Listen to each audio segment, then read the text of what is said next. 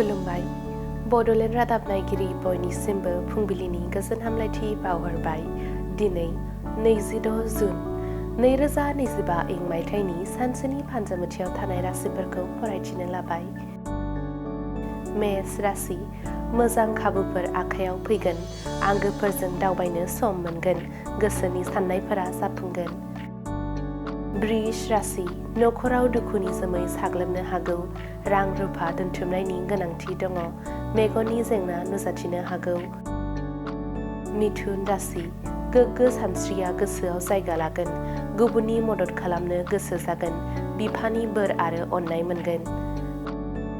कर्कट राशि खामानियाव हेंथा फैगोन, गुबुननि मदद लानांगोन, सानखौ बारहोनो गोब्राब मोनगोन।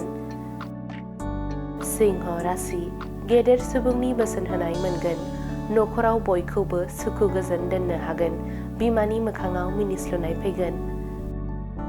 कन्या राशि सिगांनि दाय दसफोरा गोसोखौ गोजोन गैयै खालामगोन, साना गोब्राबै बारलांगोन, नखराव रांनि आंखाल जागोन। तुला राशि बायदि गुलाय गुजाय सानस्रिया गोसोखौ जेरा होगोन, गिदिर सुबुंनि बोसोन लानानै सोलिनांगोन, सानसे खस्थ' सैनांगोन। वृश्चिक राशि देहायारि जेंना नुजाथिनो हागौ, जानाय लोंनायाव सांग्रां जानांगोन, बायजोआव ओंखारोब्ला सांग्रां थानांगोन। धनु राशि नखरनि जेंनाफोरा बाङाय जालांगोन, देहानि जेंनाफोरा जोबस्रांगोन, जिउनि हास्थायनाय लामायाव दावबायनो खाबु मोनगोन। मकर राशि रां आरजिनायनि राहा लामाया गोमागोन, गुबुननि मदद नागिरबायनांगोन, दुखु खस्थ' सहायनांगोन।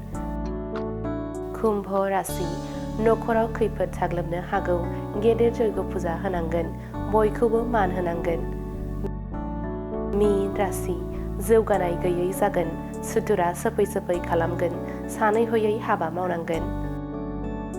दिनैनि राशि फरायथिनाया एसेनोसै। बेजों लोगोसेनो दिनैनि साना बुहुमनि साफ्रोमबो सुबुंफोरनि थाखाय गाहाम जाथों, बेनि थाखाय बड'लेण्ड रादाब नखरनि जानानै इसोरनि खाथियाव आरज गाबनाय थाबाय।